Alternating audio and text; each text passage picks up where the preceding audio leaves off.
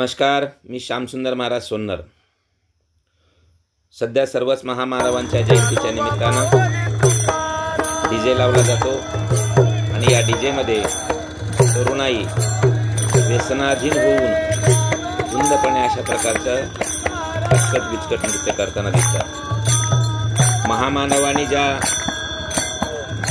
उदात्त हेतूने कार्य केलं त्यांच्या जयंतीच्या निमित्तानं अशा प्रकारचं व्यसनाधीन तरुणांचा धिंगाणा हा त्या महामानवांच्या कार्याचा गौरव नाही, तर तो त्यांच्या कार्याला कमीपणा आणणारी गोष्ट आहे।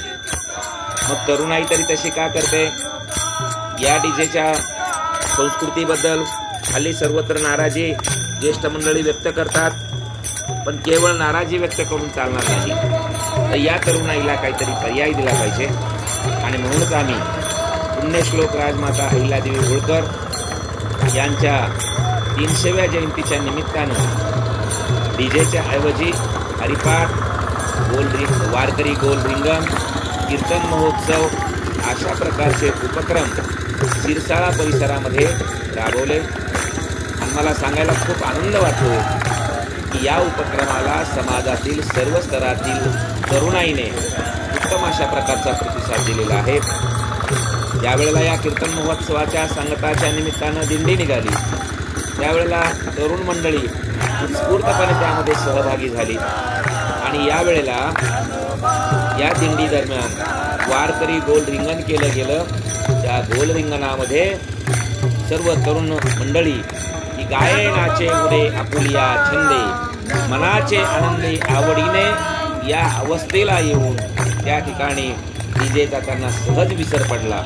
म्हणून केवळ डीजे बद्दल नाराजी व्यक्त न करता या तरुणाईला एक त्यांच्या मनामधल्या उर्मी व्यक्त करण्यासाठी सात्विक काहीतरी पर्याय उपलब्ध करून दिले पाहिजेत आणि ते पर्याय उपलब्ध करून दिले तर तरुणाई नक्कीच अशा सुसंस्कृत अशा प्रकारच्या उपक्रमाला स्वीकारेल असं मला वाटतं। या कीर्तन महोत्सवातून आम्ही केवळ तरुणाईला त्यांचा उत्साह व्यक्त करण्यासाठी संधी दिली नाही, तर याच वेळेला समाजातील सर्व स्तरातील व्यक्तींना वेगवेगळ्या प्रकारचं त्या ठिकाणी प्रबोधन करून समाजामध्ये जात, धर्म, पंथ, प्रांत हे सगळे भेद विसरून आपण एक होऊन भारतीय आहोत या भावनेने या देशाचा विकास करण्यासाठी, या देशात शांतता नांदण्यासाठी प्रयत्न केले पाहिजेत।